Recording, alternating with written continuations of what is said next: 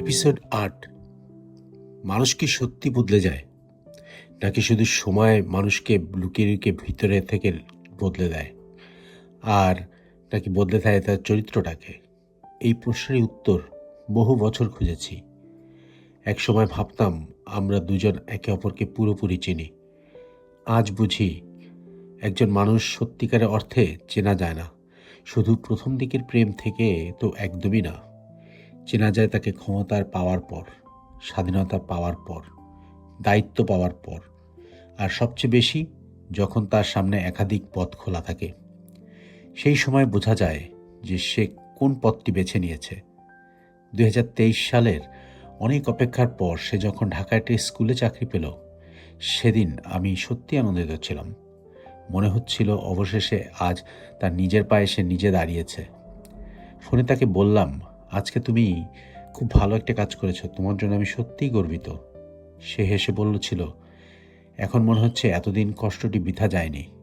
সেদিন আমাদের দুজনের চোখেই ভবিষ্যৎ স্বপ্ন ছিল, কিন্তু স্বপ্নও কখনো কখনো আলাদা দিক থাকে। চাকরি শুধু বেতন দেয় না, চাকরি মানুষকে নতুন মানুষদের সঙ্গে মিলায়। নতুন সহকর্মী, নতুন আলোচনা, নতুন জীবনধারা, নতুন আত্মবিশ্বাস। সে ধীরে ধীরে নিজে একটি জগৎ তৈরি করে নিয়েছিল।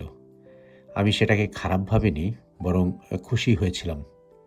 কারণ আমি চাইতাম যে সে আত্মনির্ভর হোক, নিজের পরিচয় বাঁচুক। কিন্তু বুঝতে পারিনি যে নতুন পৃথিবী তৈরি হতে হতে আমাদের পুরনো পৃথিবীটা নীরবেই ফাঁকা হয়ে যাচ্ছে। আগে ফোন ধরলেই কত কথা বলা হতো, আজকে কি হয়েছে, এর আগে কি হয়েছে, গত সপ্তাহে কি হয়েছে, কত কিছুই না বলতো। আর এখন শুধু একটাই কথা, আমি খুব ব্যস্ত, পরে কথা বলবো।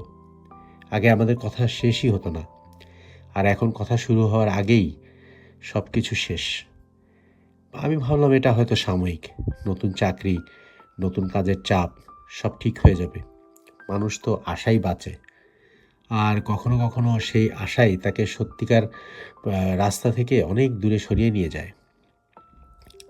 আমি ইংল্যান্ডে তখনও লড়ছি, আমার নিজের কাজ, ইমিগ্রেশন, বিভিন্ন বিষয় নিয়ে কাজ করছি। ভবিষ্যতে কাগজপত্র কি হবে না হবে সব কিছু গুছাচ্ছি। প্রতিটি সিদ্ধান্তের পিছনেই ছিল একটি লক্ষ্য, যে একদিন তাকে আমি নিয়ে আসব এবং আমাদের যে জীবনটা এই লন্ডনে খুব ভালোভাবে কাটবে। অন্যদিকে সে ঢাকায় নতুন জীবন, ছন্দের সঙ্গে সে অভ্যস্ত হয়ে গেছে। তার প্রতিদিনের অভিজ্ঞতা বদলাচ্ছে, আর আমার প্রতিদিনের লড়াইটাও বদলাচ্ছিল।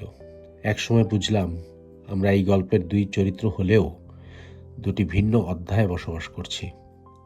কারণ আমি লক্ষ্য করতে শুরু করলাম যে সে আগের মতন কিছু ভাগ করে নিতে চায় না।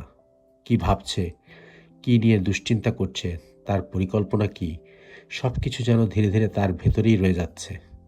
আমি প্রশ্ন করতাম, সে ছোট্ট একটু উত্তর দিত। আমি অপেক্ষা করতাম, সে বলতো পরে বলবো। অনেক পরে, আর সেই পরটি কোনোদিনই আর আসেনি।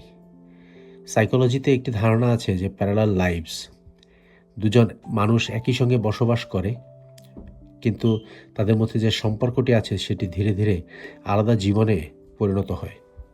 তারা ঝগড়া নাও হতে পারে, তাদের মধ্যে প্রতারণা নাও হতে পারে, কিন্তু তাদের প্রতিদিনের আনন্দ, কষ্ট, সিদ্ধান্ত, স্বপ্ন সব যেন কেমন আলাদা হয়ে যায়।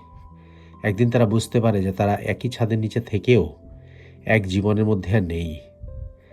আজ এত বছর পরে আমি আমার নিজের ভুলটাও দেখি। আমি হয়তো ভেবেছিলাম দায়িত্ব পালন করাই ভালোবাসার সবচেয়ে বড় প্রমাণ। কিন্তু মানুষ শুধু নিরাপত্তা চায় না, সে উপস্থিতিও চায়।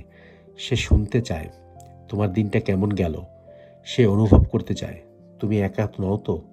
তোমার আমি তো চেষ্টা করেছিলাম, কিন্তু সব সময় যে সফল হয়েছি তা বলবো না। এই সত্যটা আমি আজ অস্বীকার করি না। সে হয়তো ভেবেছিল এত বছর অপেক্ষা করেছি, এখন আমি নিজের জীবনটাও নিজে গড়ে তুলব, আর অপেক্ষা নয়। এই ভাবনার মধ্যে কোনো ভুল কিছু ছিল না।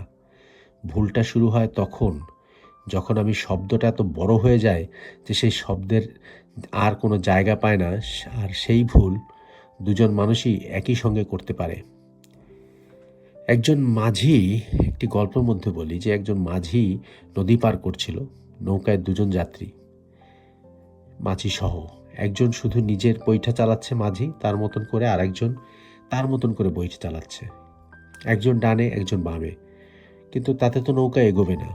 দুজনেই ক্লান্ত হয়ে বলল, আমি আমি তো চেষ্টা করেছি। মাঝি তখন বলল যে চেষ্টা করলেই তো আর হবে না, একই দিকে চেষ্টা করতে হবে। সেদিন এই গল্পটা জানতাম না যে সত্যি হবে, কিন্তু আজ জানি যেটাই সত্যি। আর যদি কেউ আমাকে জিজ্ঞেস করে সম্পর্কের সবচেয়ে বড় বিপদ কী, আমি বলবো, যখন একজন ভবিষ্যৎ গড়তে ব্যস্ত আর আরেকজন বর্তমানকে নিয়ে বাঁচে, তখন কেউই ভুল নয়, কিন্তু তারা যদি একে অপরের কথা না শোনে, তাহলে একই ভালোবাসা থেকে দুটি ভিন্ন জীবনের জন্ম নেয়। সেই সময় আমি এখনও বিশ্বাস করতাম যে সব কিছু ঠিক হয়ে যাবে, শুধু একটু সময় দরকার, একটু ধৈর্য, একটু ভালোবাসা।